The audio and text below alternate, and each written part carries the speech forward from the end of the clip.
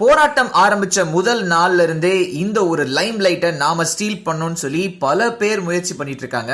அதில் இப்போதைக்கு அரசியல்வாதிகளும் கலந்திருக்காங்கன்னு சொல்லலாம்.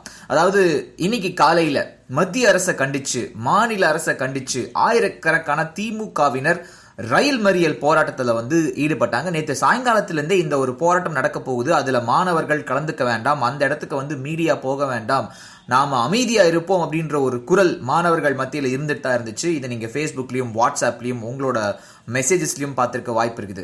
அதனால இன்னைக்கு காலையில என்ன ஆச்சுன்னு சொல்லி பாத்தீங்கன்னா, மாம்பலம் ரயில் நிலையத்துக்கு திமுகவினர் திரு ஸ்டாலின் அவர்களோட தலைமையில ரொம்ப ஆர்ப்பாட்டத்தோட உள்ள போய் அங்க ரயில் மறியல் போராட்டத்தில் ஈடுபட்டாங்க. ஒரு அரை மணி நேரம் அந்த மின்சார ரயில் எடுக்க முடியாம திணறினாங்கன்னு சொல்லலாம். அதுக்கப்புறம் போலீஸ்காரங்க திமுகவினரையும் திரு ஸ்டாலின் அவர்களையும் கைது செஞ்சு கூட்டிட்டு போயிட்டாங்க.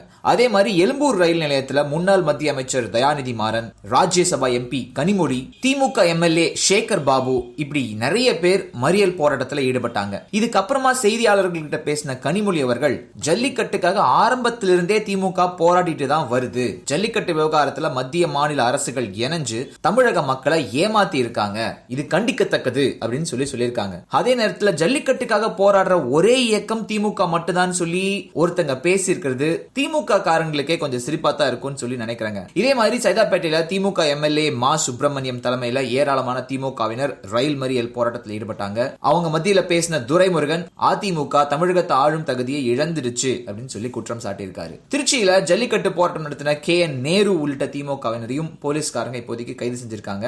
மாணவர்கள், இளைஞர்கள் ரொம்ப அமைதியா அறவழியில ஆர்ப்பாட்டம் நடத்திட்டு வர சூழ்நிலையில அரசியல்வாதிகளோட இந்த ஒரு திடீர் ஆர்ப்பாட்டம் மக்கள் மத்தியில ஒரு அதிருப்தியை ஏற்படுத்தி இருக்குன்னு கண்டிப்பா சொல்லணும் சார்.